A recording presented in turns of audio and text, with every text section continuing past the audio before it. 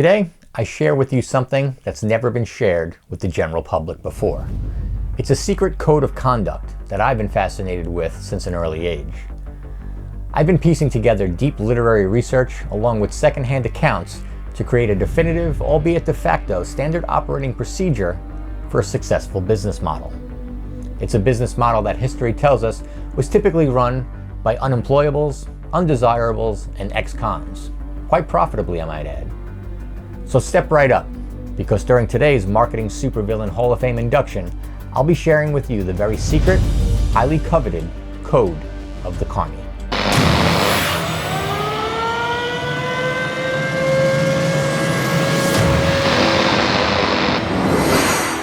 Step right up. Once you've heard those words uttered by the Carnival barker, you were automatically entered into the Carny sales funnel. The barker had a finely tuned list of what had to be the world's first iteration of clickbait. They were enticing snippets that were so fantastical, you couldn't help but stop, listen, and wonder. While most of us would categorize this as marketing, in the Carny world, this all-important top of the sales funnel tactic is known as patter. Had the patter piqued your interest enough, your next logical stop would be the ticket booth to gain entry. Was it an accident that the ticket taker is always elevated above the patrons? Nope, not a chance. This tactic gave a bird's eye view of the contents of your wallet or purse. Following our traditional sales model, this is the qualification process. Had the ticket booth attendee qualified you as a high-value prospect, you were then moved on to the next phase of the sales process. Once the Carny welcoming committee realized that you had plenty of cash to part with, spend, they would signal another member of the Carny family, who would usually pass you by and gently tap you on the shoulder, leaving a noticeable mark, usually in chalk. You are now, to the entire Carny family, especially the game barkers on the midway, their target, aka the mark.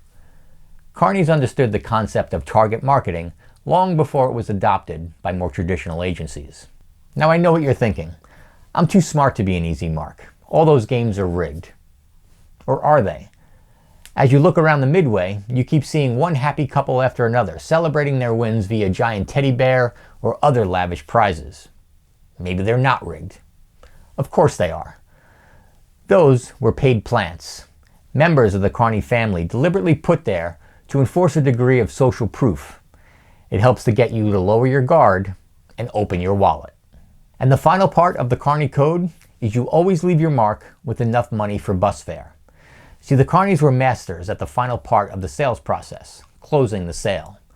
As in all closings, the goal is to make sure all parties leave happy and satisfied. The most important part of that statement is making sure all parties leave. See, the Carnies knew that if they took you for every last cent you had, you wouldn't be able to leave, and you'd potentially hang around becoming a problem on their grounds. So they made sure to leave your wallet with enough money and your heart with enough happiness to ensure that the next time they rolled into town, you returned to do more business. The true origins of the Carnival are obscure, and like any great sales process, the Carny Code is constantly evolving and iterating. So it's impossible to induct a single person into the Marketing Supervillain Hall of Fame. So instead, today we celebrate all Carnies, true outsiders, underdogs, and often undesirables who, against all odds, were able to create a streamlined sales process that continues to create profits to this day. Welcome to the hallowed halls of the Marketing Supervillain Hall of Fame.